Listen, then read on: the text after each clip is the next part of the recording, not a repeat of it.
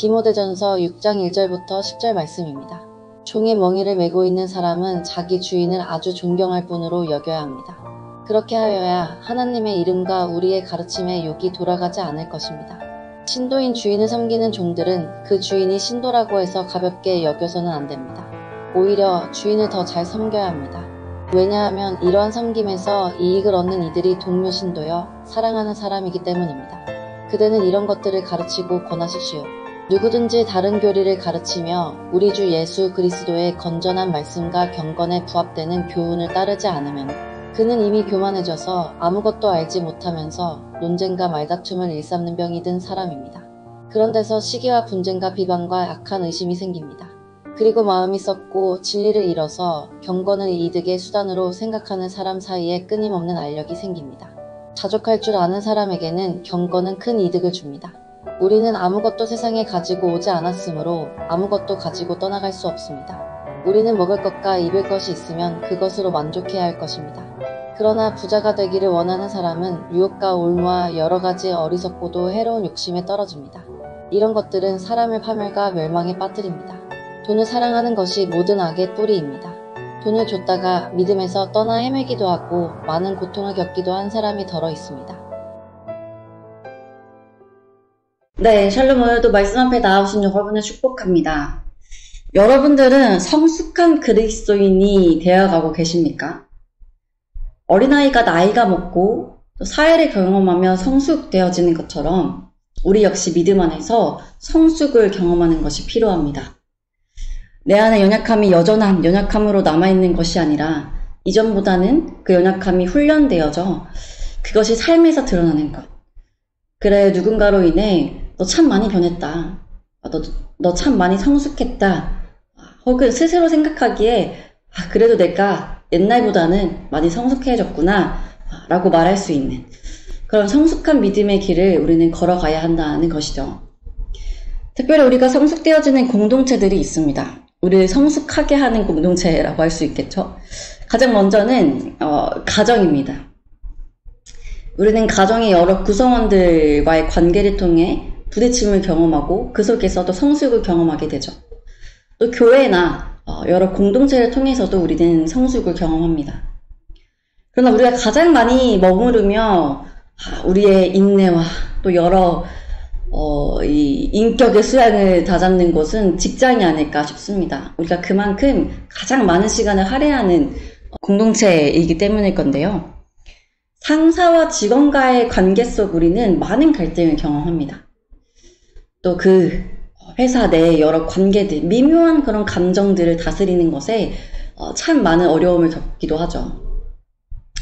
또한 우리는 가정이나 교회에서는 믿음을 많이 생각하고 또 그래서 그 속에서 받는 훈련을 이 믿음의 훈련으로 잘 받아들이고 또 자연스럽게 또 그것을 인정하기도 합니다. 그러나 직장에서의 갈등에 대해서는 믿음을 결부시키는 것에 좀 약할 때가 있는 것 같아요.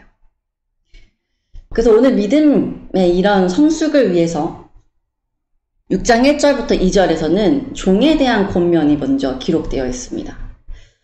우리가 오늘의 이 말씀을 통해서 우리 직장 안에서 어떻게 또 우리가 마음을 잘 다스리고 또 믿음으로 살아내야 하는지를 살펴봤으면 좋겠는데요. 요즘은 종에 대한 개념은 사라졌죠. 그러나 여전히 상하 관계는 존재합니다. 그래서 이 말씀을 우리의 직장 안에 좀 적용해보면 좋겠는데요. 바울은 당시 종들 중 그리스도인이 된 사람들에게 오늘의 이 말씀을 권면하고 있습니다. 그 이유는 주인에 대한 이들의 부적절한 태도로 인해서 교회에 대한 부정적인 인식이 사회에 퍼졌기 때문이에요. 종들이 부적절한 태도들을 취한 이유는 교회라는 공동체는 모두 평등하다는 말을 들었기 때문입니다. 그렇죠. 교회 안에는 유대인이나 헬라인, 어떤 민족의 차별도 없고요. 종이나 주인, 어떤 그런 상하 관계에 대한 차별도 없습니다.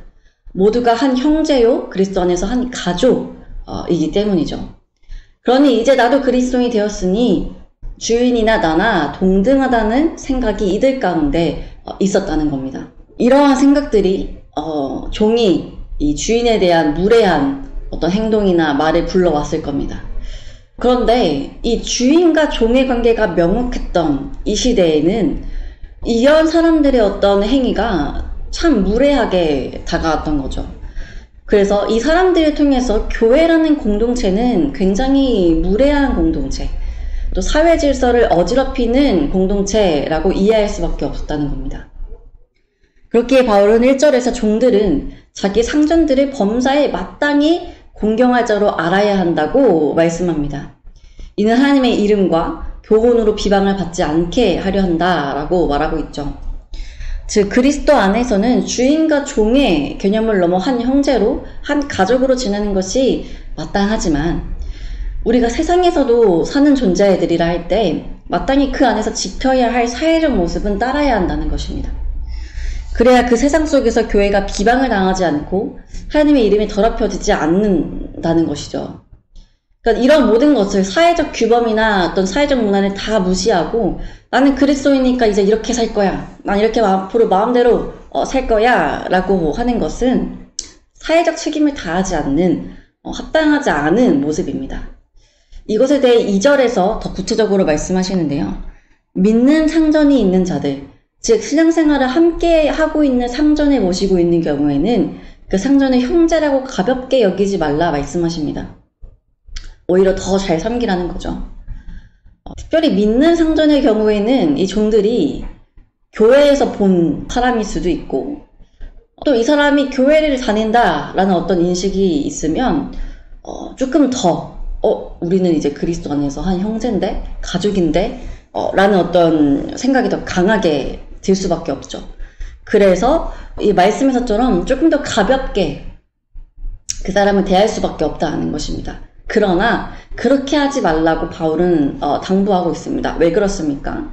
그 상전 역시 그리스도인 안에서 한 형제라면, 우리가 정말 내 가족이라고 생각을 한다면 마땅히 그 사람이 유익하도록, 그 사람에게 더 잘하고 더 열심히 섬기는 것이 마땅한 일이기 때문입니다. 또 그 사람도 그리스도의 사랑을 받는 자라고 할 때 어떻게 함부로 그 상전을 대할 수 있겠습니까? 그 사람의 사회적 지위를 인정해주고 또 그 사람이 많은 사람들에게 존중받을 수 있도록 우리가 돕는 건 역시 그리스도인 된 자로서 마땅히 해야 할 일인 것이죠. 오늘 이 말씀을 우리가 우리의 직장에 좀 대입해 봤으면 좋겠습니다. 우리가 진짜 그리스도인이라면 세상 속에 하나님의 영광을 드러내야 합니다. 우리가 늘 그것을 염두에 두고 살아가야 하죠. 그렇게 직장 안에서 너무 스트레스 받죠. 그리고 너무 힘든 거 잘 알고 있습니다. 하지만 우리의 말 한마디, 우리의 행동 하나가 하나님의 영광을 가리는 것은 아닌지, 또 누군가 나로 인해 교회를 가고자 하는 그 마음이 꺾이는 것이 아닌지는 신중하게 살펴볼 필요가 있습니다. 우리가 그저 우리에게 주어진 자유대로 할 말을 하고 내 성격대로 하나님께서 정직하라 하셨으니 막 솔직하게 모든 걸 다 내뱉고 또 서로 존중하라는 어떤 그 말씀에서 막 나만 존중받고 싶어하는 그런 마음으로 막 다가가는 그런 모습을 보여서는 안 된다는 것이죠. 그리고 믿는 자들이 모인 직장이라면 믿는 사람이 왜 저래? 라고 평가하고 판단하는 것이 아니라 또 그 사람을 또 가볍게 여기는 것이 아니라 서로 말씀의 본이 되기 위해서 더 힘쓰는 자들이 되기 위해 우리가 더 노력을 해야 한다는 것입니다. 우리를 성숙하게 하는 또 한 가지의 말씀이 이어서 등장합니다. 3절부터 10절까지의 말씀인데요. 자족하는 마음을 가지라는 것입니다. 우리가 가진 것에 감사하는 마음, 남과 비교하지 않고 내게 주어진 것에 만족하는 마음이 이 자족의 마음입니다. 그러나 우리 안에 내가 가진 것에 대한 불평과 또 남과의 비교를 통해 만족하는 마음이 사라진다면 여러 분란이 일어나곤 합니다. 4절을 보면 교만하여 아무것도 알지 못하고 변론과 언쟁을 좋아하는 자는 이로써 투기와 분쟁과 비방과 악한 생각이 난다 말씀합니다. 내가 가진 것에 자족하지 못하는 사람은 교만한 사람입니다. 나는 이것보다 더 많이 가질 수 있는 사람인데, 내가 저 사람보다는 더 잘 살아야 하는 사람인데 라는 어떤 그런 마음이 깔려있기 때문이죠. 이런 사람은 다른 사람의 어떤 삶을 또 평가하며 변론과 언쟁도 서슴지 않습니다. 또 다른 사람의 삶을 향한 시기와 분쟁으로 인해서 그 사람을 또 비방하고 또 악한 생각을 품는 데까지 나아가기도 하죠. 그리고 5절 마음이 부패하여지고 진리를 잃어버려 경건을 이익의 방도로 생각하는 자들의 다툼이 일어난다 말씀합니다. 여러분, 우리 안에 자족의 마음이 사라진다는 것은 하나님의 은혜와 감사가 우리 안에 없다는 것입니다. 이런 사람들은 그 마음이 말씀에 있지 않습니다. 그러다 보니 그 마음이 어느새부터 부패하여지고 진리를 잃어버리게 되는 것이죠. 그래서 신앙은 다만 자신이 더 누리고자 하는 물질이나 명예 등 복을 받기 위한 수단으로 전락한다는 것입니다. 그렇게 성경은 우리에게 자족하는 마음을 가지라고 말씀합니다. 7절 우리는 세상에 아무것도 가지고 온 것이 없음에 또한 아무것도 가지고 가지 못하는 자들입니다. 저는 때로 물질에 대한 어떤 욕심이 생길 때 혼자 또 여러 생각들에 빠져 있을 때 이 말씀을 생각하곤 하는데요. 내가 죽으면 다 소용이 없는데, 무엇보다 내가 가진 돈들이 심판 앞에 나를 보호해 줄 수 없는데 이 물질에 내가 욕심을 내며 사는 것이 무슨 의미가 있을까? 또 내가 이 땅에서 쌓아온 상급이 하나님께 인정받지 못하는 상급이라 할 때 그것이 또 무슨 소용이 있을까? 또한 여러분, 우리가 자족하지 않고 물질에 매여 있다라는 것은 우리를 향한 하나님의 사랑을 의심하는 것과 같습니다. 하나님께서는 8절 우리에게 필요한 먹을 음식들과 또 입을 것을 주시는 분이십니다. 우리의 필요를 늘 채워주시는 분이시죠. 그러나 우리가 그보다 더 넘치게 욕심을 품는 것은 하나님의 사랑이 부족하다고 생각하는 결과이겠죠. 하지만 여러분, 우리가 힘써 얻으려고 하는 모든 것들은 하나님의 손 안에 있습니다. 그렇다고 할 때 우리가 하나님 없이 힘써 얻으려는 물질이나 명예, 권력이 무슨 소용이 있겠습니까? 그분이 한순간에 불어버리면 다 끝인데요. 무엇보다 그 과정 안에 우리의 마음이 어둠으로 가득해지고 시기와 다툼으로 가득하다면 자족하는 마음을 잃어버려 우리가 누리는 것이 무엇이겠습니까? 사랑하는 여러분, 오늘 두 가지 말씀을 나누었습니다. 종에 대한 말씀과 자족하는 마음. 이 두 말씀은 우리가 믿음의 성숙을 이루는 데 꼭 필요한 말씀입니다. 이 말씀에 따라 우리가 살아가고자 할 때 특별히 세상 가운데 하나님의 영광을 드러내는 일은 쉽지 않을 겁니다. 내가 낮아져야 하고 더 인내해야 되고 때로는 내가 죽어져야 하는 경험을 또 해야 할 수도 있겠죠.